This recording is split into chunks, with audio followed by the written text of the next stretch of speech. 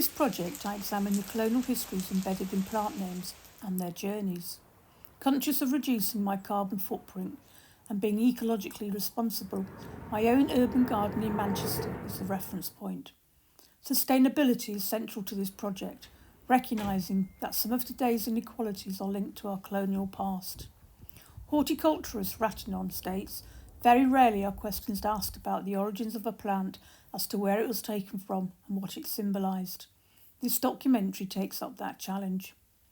My creative process begins with research, drawing on archival materials and academic sources, grounding my work within a historical context and to inform ethical and responsible storytelling.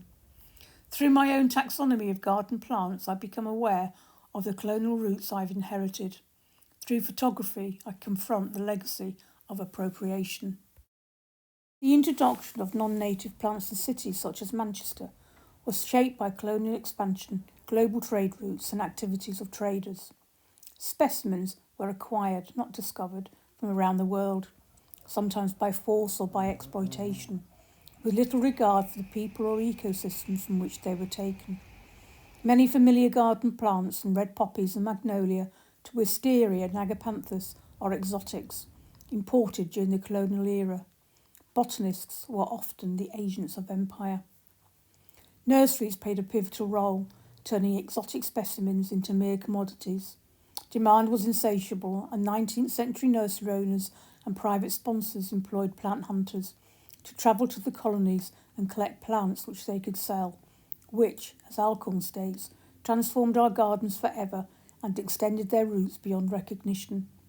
Those buying the plants, perhaps oblivious or not caring or complicit as to how they got here, plants just meant status and respectability. Profits of slavery and colonial exploitation fueled this botanical transformation, financing the grand houses and lavish gardens of Britain. Gardens became symbols of privilege, beautiful yet marked by the injustices that enabled their creation.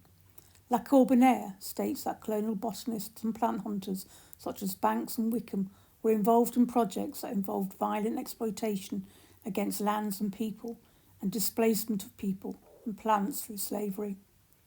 Some of the flora in my garden was sourced from National Trust properties such as Dunham Massey, which I discovered was home to the families of the Booths and Greys, who profited from South Africa's colonisation and had associations with the East India Company. The National Trust started to recognise and address their colonial connections and the trade in enslaved people that lay behind the design of buildings and gardens and parklands and the plants and collections that filled them. Researching contemporary journals, diaries and newspaper archives, the story behind orchids brought home the impact of ecological colonial exploitation. Plant hunters recount losses of fragile orchids destroyed, trampled underfoot and discarded. Cecil, in 1910, wrote, "Most of the orchid-growing portions of the globe have been ransacked and packed off by the thousands to this country, leaving native habitats bare." Auger called it wanton robbery.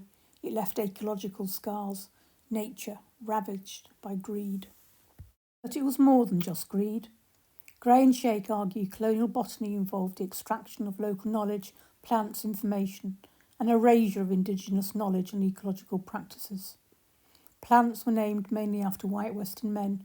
Acknowledgement of female indigenous plant collectors are largely absent regarding plant names and from botanical database records. Botanists such as Linnaeus and Sloane influenced the development of scientific racism. As Wells wrote regarding land acquisition, naming functions as a claim on territory. The same can be said with plants. There is now, albeit gradual, a move to recognise the inherent racism and removal within botanical records. Ashman responds to the colonial view that Jamaica was a land of milk and honey, ripe for economic exploitation, and states it was no paradise for enslaved and indentured people. Lindsay's botanical drawings relied on the knowledge of the enslaved Africans to develop his understanding of plants and their collection. There is no recognition of these people, and Ashton says, "I want to find the stories of my ancestral people who are missing in the archive." Orlo criticises the alleged discovery and subsequent naming and cataloguing of plants which he says disregarded and obliterated existing indigenous plant names and botanical knowledge, and imposed the Linnaean system of classification and its particular European rationality.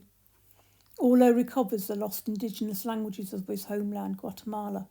The project revisits a book of medicinal plants labelled in conquering Spanish and attempts to imagine a different history, with Mayan spiritual guides writing the plant names in their languages onto its pages. De Souza relates stories of plants to her own cultural removal. Blue Haze is a story of the eucalypt taken from Aboriginal land by the British and relocated across the world. It was taken for economic gain as the fastest tall in growing hardwood.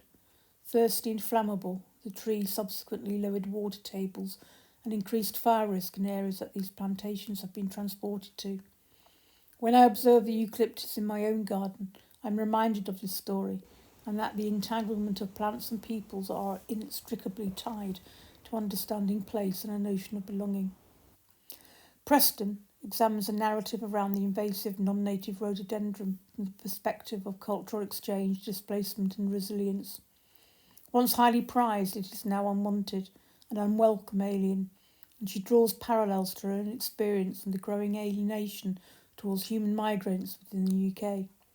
She challenges us to reconsider notions of belonging, identity, and the complexities of coexistence. Preston stated, which moved me greatly, I started by cutting the world open. I ended by cutting myself open.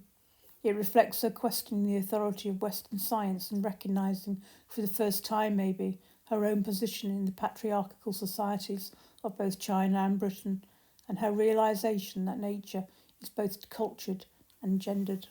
With regard to Sontag's Ethics at Seeing, I pair my photographs with the original indigenous names and their stories, perspectives which have often been marginalised or erased through colonialism. I use a muted, melancholic aesthetic as a counter to the usual saturated or beautified photographic portrayals of colonial plants. This subdued approach reflects too the fragility, loss and ever-increasing erasure of our ecosystems.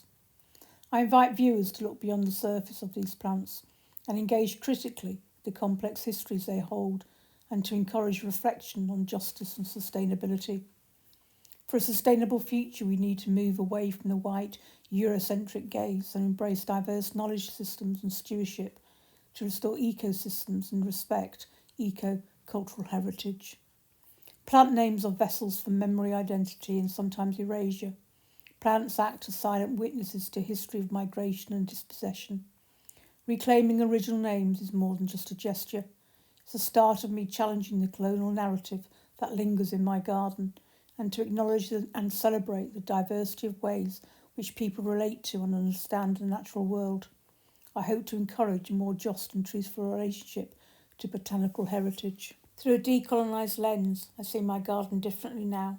It is an intersection of multiple histories, voices and knowledge systems. There is so much more to tell, and I look forward to delving into the records of local National Trust properties and the University of Manchester itself for the final major project.